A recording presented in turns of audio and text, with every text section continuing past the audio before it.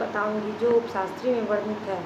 मीराबाई का जन्म सन 1498 ईस्वी में मेरता अर्थात कुर्की में दूधा जी के चौथे पुत्र रतन सिंह के घर में हुआ था। मीरा बचपन से ही कृष्ण भक्ति में रुचि लेने लगी थी। इनका विवाह उदयपुर के राजा भोजराज से हुआ था, जो मेवाड़ के महाराणा सांगा के पुत्र थे।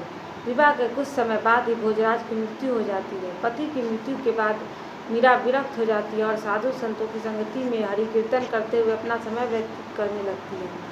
मीरा कृष्ण भक्ति में पूरी तरह रंग गई। वह कृष्ण की अनन्य भक्त थी। कृष्ण भक्ति और श्रद्धा से भरी रचना के लिए आज भी मीराबाई का नाम बड़े आदर से लिया जाता है। मीरा वृंदावन में डेरा डाल पूरी तरह गिरधर गोपाल कृष्ण के प्रति समर्पित हो गई। इसके अलावा मीराबाई के गीतों का संकलन मीराबाई की पदावली नामक ग्रंथ में संकलित है।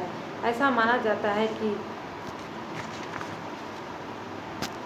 बहुत दिनों तक वृंदावन में रहने के बाद मीरा द्वारका चली गई, जहाँ सन 1560 में भगवान श्री कृष्ण की मूर्ति में ही समा गई।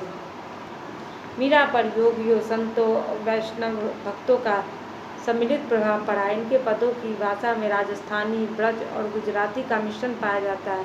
वहीं पर जैसे और कहीं कहीं पंजाबी, खड़ी बोली और पूर्वी का भी प्रयोग मिलता है।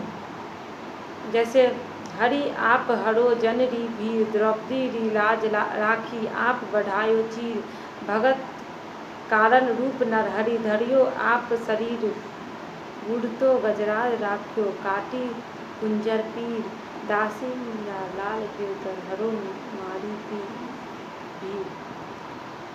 इस पंक्ति के माध्यम से मीराबाई कहती है कि प्रभु जिस प्रकार आप सभी की पीड़ा को दूर करते हैं, उसी प्रकार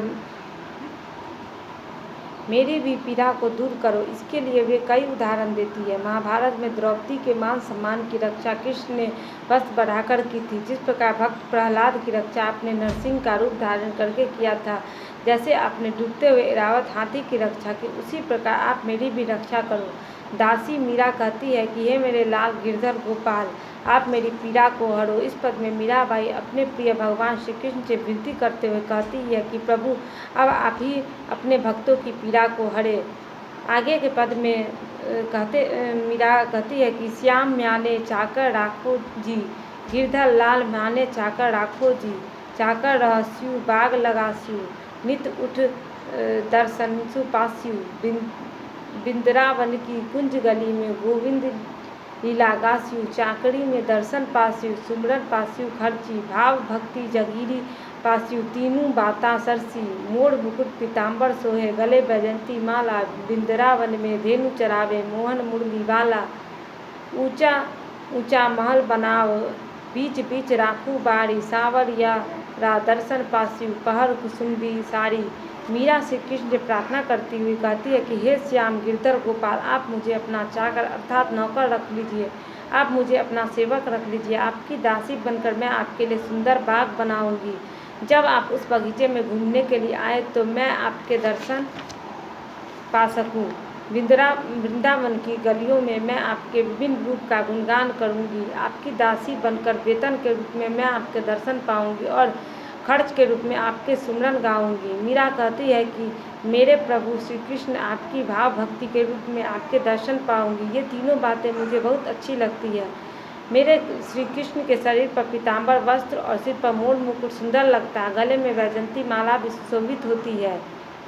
वृंदावन की गलियों में वे गाय चराने जाते हैं और बहुत ही सुंदर मुरली बजाते हैं। आगे वे कहती है कि मैं अपने गोपाल के लिए सुंदर महल बनाना चाहती हूँ और बीच बीच में खिड़कियाँ बनाना चाहती हूँ, जहाँ से मैं उन्हें दर्शन पा सकूँ।